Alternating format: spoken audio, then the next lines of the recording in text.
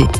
La tentative du Parti socialiste de renverser le gouvernement après l'échec du conclave sur les retraites n'a pas abouti. Elle a été rejetée hier soir à l'Assemblée nationale.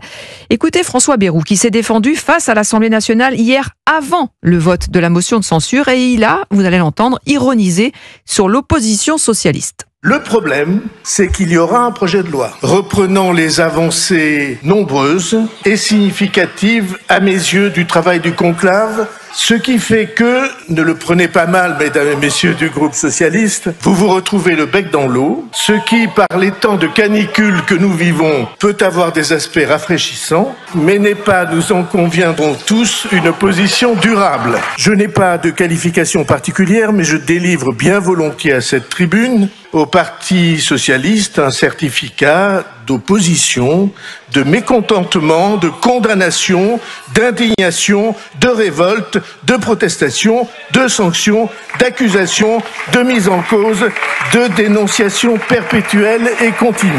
Voilà, François Bayrou qui ironise, voilà, qui renvoie la balle. Et ce son illustre finalement ce qu'il se passe à l'Assemblée, c'est-à-dire rien. Alors, François Bayrou a une joie, c'est de gagner du temps. Plus il gagne du temps, plus il est content. Lorsqu'il voit ses proches conseillers le matin à Matignon, il leur dit « Tiens, j'ai tenu un jour de plus ». C'est-à-dire que vraiment, il est très heureux. Mais il faut comprendre qu'il arrive à Matignon avec le traumatisme qu'avaient tous les politiques d'ailleurs à ce moment-là, de l'échec de Michel Barnier. La chute en 3 mois. Ouais. François Bayrou, la première chose qu'il se dit, c'est comment est-ce que je vais faire pour battre le record de Michel Barnier et ne pas tomber. Et à ce moment-là, il faut se rappeler du discours de politique générale de François Bayrou.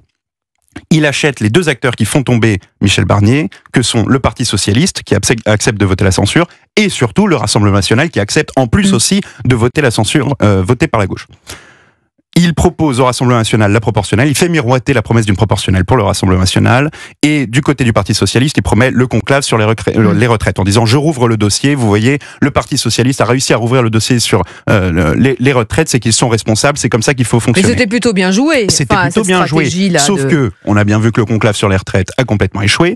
La situation est un petit peu compliquée pour François Bayrou. Et puis sur la proportionnelle, là le Rassemblement national n'est pas du tout content, puisque François Bayrou, on commence à voir les ficelles, leur dit « oui, mais la proportionnelle, écoutez, je vous l'avais promise en septembre, mais finalement, on va le faire plutôt en toute fin d'année, voire peut-être en 2026, après le vote du budget. Bon, ça commence à se voir. Et si vous voulez, là, la question, c'est parce que le Parti socialiste et la gauche, comme pour Michel Barnier, se retrouvent au statut de constante, et la variable, c'est le Rassemblement national. C'est-à-dire que les seuls qui feront basculer la censure ou non, c'est le Rassemblement national. Donc pour vous, il est en sursis ? Il est en sursis vis-à-vis du Rassemblement national, puisque la gauche votera la censure à partir de l'échec du conclave sur les retraites. C'est certain, le PS n'a aucune raison de ne pas voter cette censure. Maintenant, est-ce que le Rassemblement national préfère, sacrifier la proportionnelle ou l'illusion d'une proportionnelle, la promesse d'une proportionnelle pour le budget, ou est-ce qu'il préfère censurer sur le budget en se disant tant pis pour la proportionnelle ? Ça reste à voir. Nathan Devers. Oui, en fait, ce qui est assez fascinant dans cette histoire, c'est que le Rassemblement national, depuis les dernières élections législatives, est le maître du jeu, ou pour reprendre la formule d'Emmanuel Macron, le maître des horloges. C'est lui qui dessine du calendrier, du tempo, du rythme de la vie politique. C'est lui qui décide de pouvoir faire tomber un gouvernement ou de ne pas le faire tomber, d'imposer de facto ses thèmes au moment où il le souhaite, etc. Et là, la responsabilité du Parti socialiste, elle doit quand même être interrogé, c'est-à-dire critiqué. Parce que le Parti socialiste, avant même cette histoire de critique, conclave, mais ne propose rien de concret. Plus encore, c'est un parti qui a décidé de se mettre sous la houlette de la France insoumise, quoi qu'on en dise. C'est d'ailleurs le résultat de la dernière élection du premier secrétaire, Olivier Faure, qui a été reconduit. Olivier Faure, en dehors de son projet, il a déjà un passé qui est un passif, qui est systématiquement, chaque fois qu'il y a un choix qui est à faire, on sacrifie notre honneur et notre âme pour sauver quelques strapontins au Parlement, et on se vend littéralement à la France insoumise. Dans ces conditions, depuis les législatives, je suis désolé, à quelques petites exceptions près, le PS a toujours été dans une démarche qui n'est pas constructive. C'est-à-dire, alors que quand même, il faut rappeler qu'Emmanuel Macron, à un moment, il envisageait de nommer des personnalités socialistes à Matignon. Et les premiers ennemis à cette nomination potentielle de Bernard Cazeneuve ou de quelqu'un d'autre venaient du Parti socialiste lui-même. Donc ça doit être critiqué. Parce qu'à partir de là, ces gens prétendent s'opposer au Rassemblement national, mais en fait, ils lui font un cadeau énorme. C'est-à-dire qu'ils disent au Rassemblement national, c'est toi qui choisiras, et donc à Marine Le Pen et Jordan Bardella, c'est vous qui choisirez, quand vous le souhaiterez, de faire tomber ce gouvernement ou non. Et ça, c'est quand même, du point de vue de la gauche, c'est juste lunaire et c'est juste impensable. Et selon le dernier baromètre IFOP-JDD qui a été dévoilé hier, l'actuel Premier ministre suscite 80% de mécontents. C'est un record, Victor Ayrault, pour un chef de gouvernement de la Ve République, quand même. Et il est toujours là. Mais c'est terrible.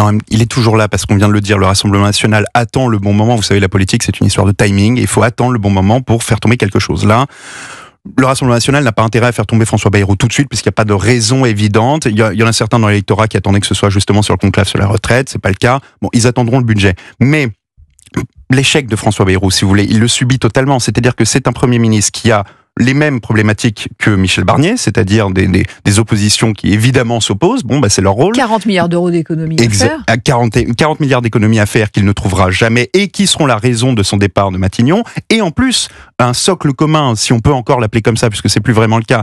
Il y a des scissions, notamment LR, qui menacent de s'en aller avec Bruno Retailleau. Mais le socle commun, je veux dire, c'est pas pour rien, c'est un signal très fort. Si François Bayrou réunit ce socle commun, il réunit ses députés en leur disant, s'il vous plaît les amis, essayez de voter dans mon sens, essayez de me soutenir. Même le socle commun est en train de lâcher François Bayrou. Et par le haut, j'imagine... Justement, j'en profite parce que le discours justement qu'a prononcé François Bayrou hier, avant cette motion de censure, il n'y avait pas Gabriel Attal, le président du groupe Ensemble pour la République. Il n'était pas là. Mais quel est l'intérêt de s'associer à François Bayrou? Personne n'y trouve son compte. Je veux dire, ça ne sert à rien de s'associer à François Bayrou, que ce soit ne serait-ce que pour l'image ou le symbole, ça ne sert à rien. Et je pense que même Emmanuel Macron désavoue complètement son Premier ministre et est déjà en train d'essayer de chercher, à mon avis, celui qui succédera à François Bayrou, puisqu'on ne voit pas comment il tiendra jusqu'en 2027. Officiellement, voilà, ce que nous disait Arthur Delaborde, il y a eu la photo symbolique, vous l'avez vu dans les jardins de l'Élysée, on affiche une unité. Ce qui est dommage en réalité pour Emmanuel Macron, c'est que ça entache également son image, puisqu'Emmanuel Macron, c'est celui qui arrive avec la promesse, si vous voulez, de réformes structurelles et avec du personnel nouveau issu de la société civile. Là, on est avec François Bayrou, c'est pas exactement quelqu'un issu de la société civile qui est étranger à la politique politicienne et qui est empêtré, si vous voulez, dans l'immobilisme et qui ne peut pas faire passer de réforme. C'est l'anti-macronisme.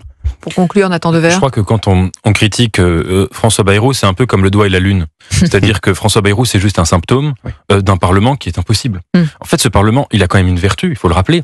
C'est qu'il est représentatif aujourd'hui, vraiment, de la société française, qui est clivée entre plusieurs idéologies qui sont différentes. Le problème, c'est que les politiques n'arrivent pas à dépasser leurs intérêts personnels pour essayer de penser l'intérêt général. Et François Bayrou, c'est quelqu'un qui a toutes les qualités de la 4ème République, c'est pas une critique quand je dis ça, et qui essaye de construire une sorte de tambouille dans ces conditions. Mais ce qu'il faut critiquer, c'est pas tellement lui, c'est les conditions de la tambouille dont il est malheureusement le symptôme, mais dont il n'est pas responsable.